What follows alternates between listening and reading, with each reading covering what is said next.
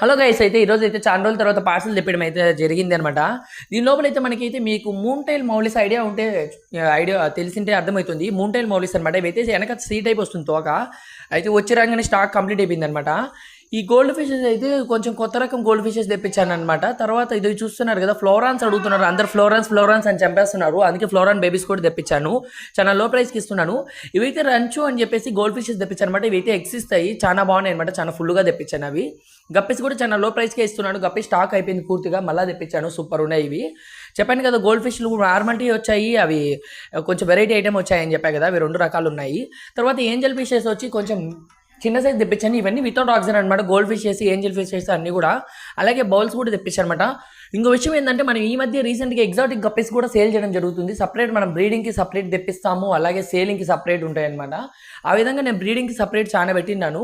మీకు ఇప్పుడు చూపిస్తున్నాను కదా, 140 రూపీస్కి జపనీస్ బ్లూ సమురాయ్ ఇచ్చేస్తున్నాను పేరు. దాంతోపాటు హెచ్పీ రెడ్ గప్పీస్ చూస్తున్నారు కదా, ఎంత బాగున్నాయి అసలు. ఇవైతే పోయినసారి వీడియో అప్లోడ్ చేయాల్సింది. స్టాక్ అంతా కంప్లీట్ అయితే మళ్ళీ ఈరోజు స్టాక్ ఫిల్ చేసి వీడియో తీశాను.